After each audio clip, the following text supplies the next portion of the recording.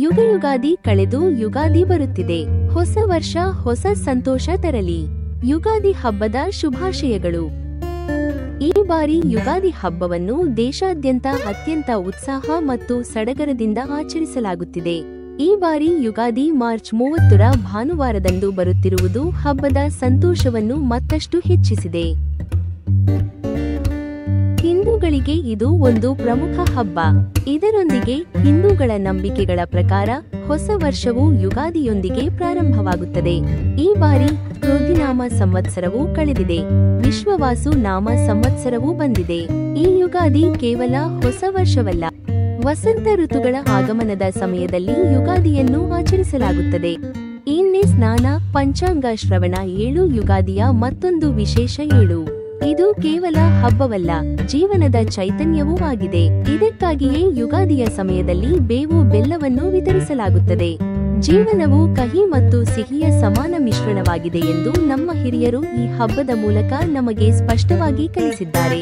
ಇದೇ ಕಾರಣಕ್ಕೆ ಎಲ್ಲರೂ ಈ ಹಬ್ಬವನ್ನು ಸಂತೋಷದಿಂದ ಆಚರಿಸುತ್ತಾರೆ, ಬೇವಿನ ರುಚಿಯನ್ನು ಸವಿಯುತ್ತಾರೆ.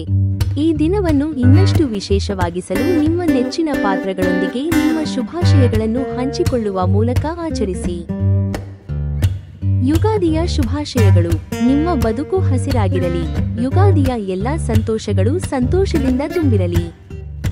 ಯುಗಾದಿಯ ಹೊಸ ಬೆಳಕು ನಿಮ್ಮ ಜೀವನದಲ್ಲಿ ಶಾಂತಿ, ಸಮೃದ್ಧಿ ಮತ್ತು ಸಂತೋಷವನ್ನು ತರಲಿ. ಈ ವರ್ಷದ ಯುಗಾದಿ ನಿಮಗೆ ಸಮೃದ್ಧಿ ಮತ್ತು ಹೊಸ ಆರಂಭಗಳನ್ನು ತರಲಿ. ಯುಗಾದಿಯ ಶುಭಾಶಯಗಳು.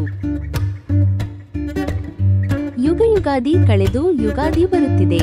ಹೊಸ ವರ್ಷ ಹೊಸ ಸಂತೋಷ ತರಲಿ. ಯುಗಾದಿ ಹಬ್ಬದ ಶುಭಾಶಯಗಳು.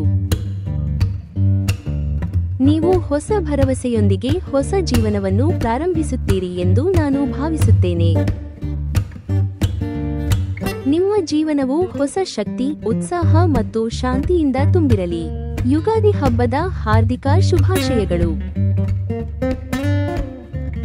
ಹೊಸ ವರ್ಷವು ನಿಮ್ಮ ಎಲ್ಲಾ ಕನಸುಗಳನ್ನು ನನಸಾಗಿಸಲು ಶಕ್ತಿ ಮತ್ತು ಶಕ್ತಿಯನ್ನು ತರಲಿ.